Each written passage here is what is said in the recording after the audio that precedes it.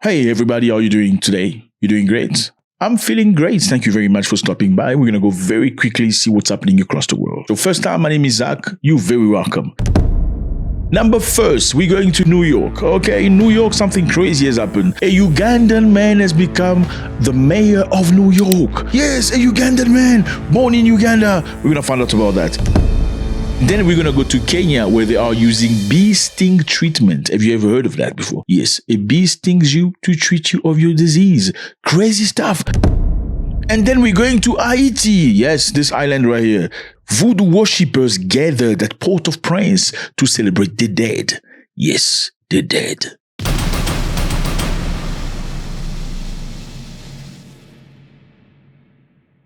Okay, fellas, it's interesting. This is home. We talk about the motherlands, any country, every country. We're going to talk about it. Now, we are in New York, the United States of America.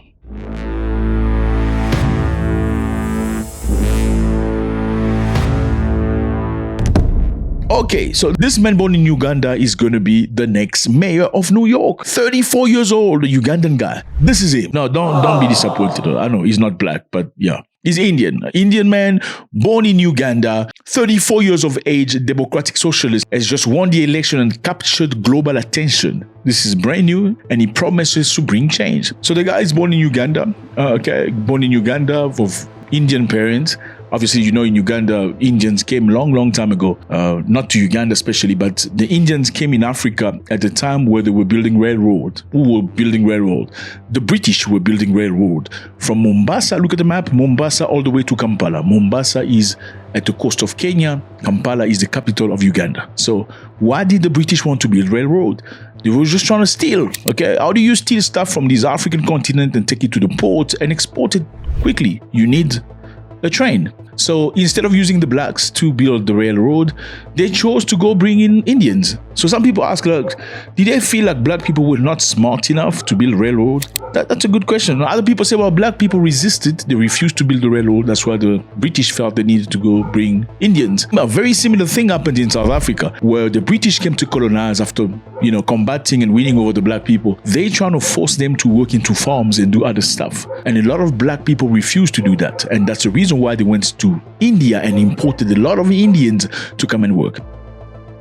Matter of fact, in South Africa, I believe in Durban, this place right here, you're going to see a lot of Indians. They say Durban's got the most Indians in the world away from India. It's very interesting, but they're very incorporated into the nation. They're part of the nation. Some of them speak Zulu. Anyway, let's get back to Uganda. Okay, so this man's name is Zoran Mahamadi, okay? And he's promised that he's going to be very strong against Donald Trump. So number one, he's African. No, not really African. He was born in Uganda. Anyway, he also grew up in South Africa, in matter of fact. So you should be included. Sanbonani, South African people. This is your brother from another mother.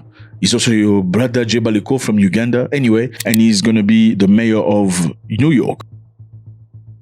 Now, why is this interesting? Because this man is clearly a threat to Donald Trump, or at least Trump perceives him as a threat.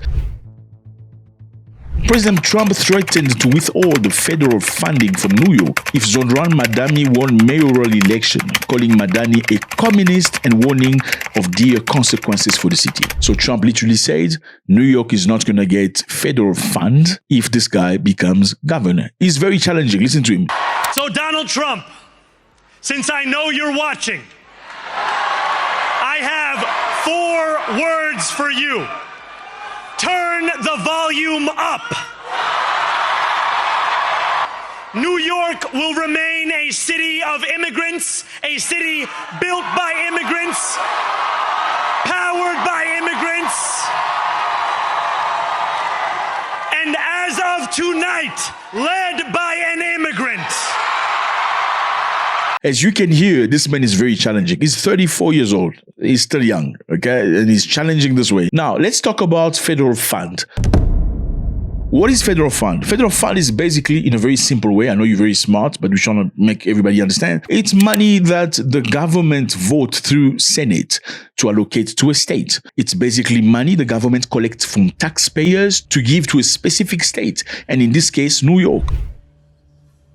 Well, the money basically help people do many things, like police and emergency services, public health and hospitals, education and school lunch programs, infrastructure, roads, bridge, transit system. So basically, as you can see, for states to function, they need money. Okay, so a lot of the money comes from the federal fund. A lot of it, not all, but a lot of it.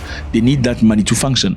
And Trump has made many promises to cut many of the fund, like Medicaid and food stamp. So Medicaid is basically, I believe, a way to help Americans who don't have a lot of money to afford going to hospital and getting treated, sometimes for free, not always, but sometimes. And food stamp is basically a card that allows many Americans with low earning, a lot of black people and stuff, unfortunately, to go get some food. It's a card. I think you see that in many countries. It allows you to go get some food from the store and stuff like that. Now, Trump made a promise to stop that completely. Obviously, if you stop Medicaid, you stop food stamp, you're going to destabilize many people, and many people are against that.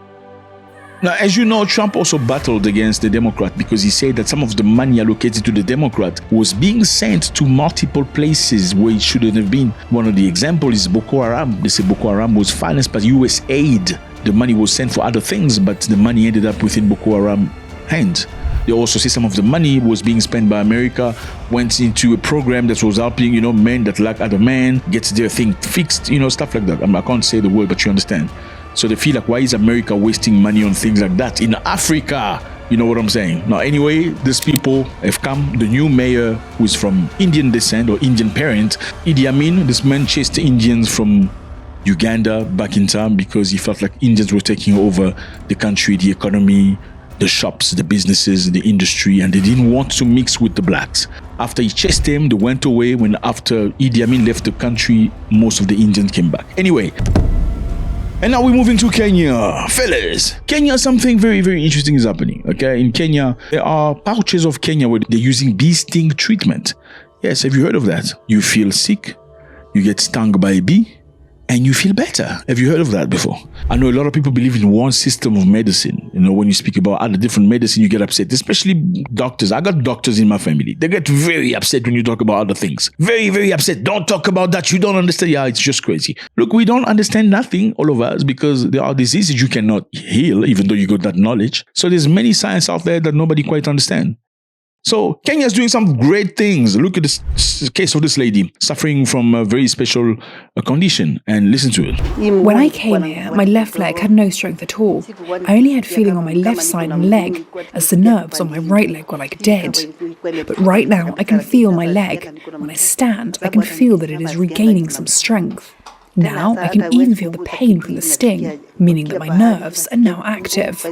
So as you can see, this lady suffers from an autoimmune condition, and it's been very difficult for her, but she says that she's feeling much better. Now, this company is being investigated right now because, how are you treating people, whatever. Like, why should it matter if people are feeling better? I mean, these people are adults. They're making their own choices. Why don't you stop people that go drink alcohol? Because that clearly does damage. Many people are unalived by driving and into walls and stuff. You don't stop people like that from drinking, but you stop people looking for alternative things. I'm just asking. When they drink and they do all that stuff, it's okay. They smoke, it's fine, because the adult, it's their choice.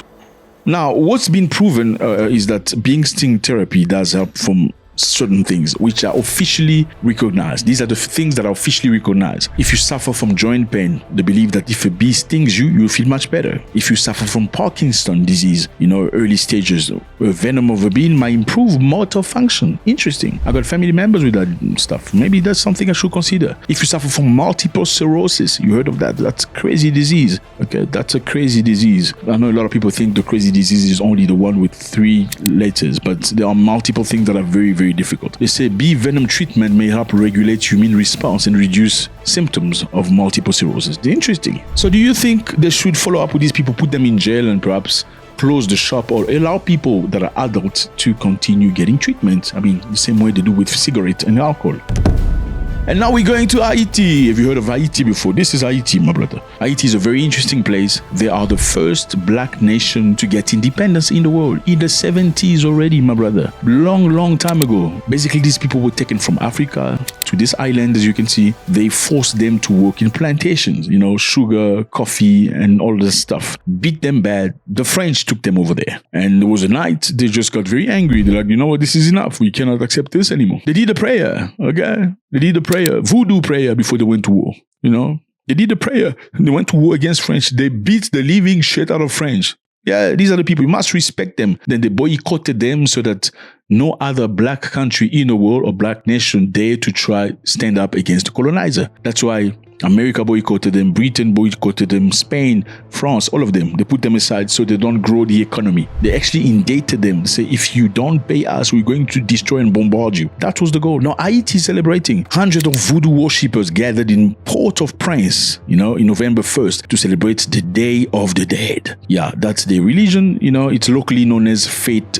Gede. That was the situation. Despite of hardship, we know Haiti is going through the most right now. Ritual honored their ancestors, music, offering, and spiritual gathering. Interesting. So they went to cemetery to celebrate the ancestors. I know it's crazy. Look at that dancer, throwing alcohol, it's crazy. Sometimes half naked. You must respect other people's religion and belief. That's what it is. I know voodoo, for a lot of people, it's black magic. No, it's not. That's what white men told you. That's what you believe. Okay, whatever you believe, if somebody else had to hear you that you wait for Father Christmas, they'll be like, what? Yeah, it's not different. I mean, for you, it's okay because that's how you were born. The reason why you're Catholic or Christian is because you were possibly born into a Catholic or a Christian family. That's one of the main reasons.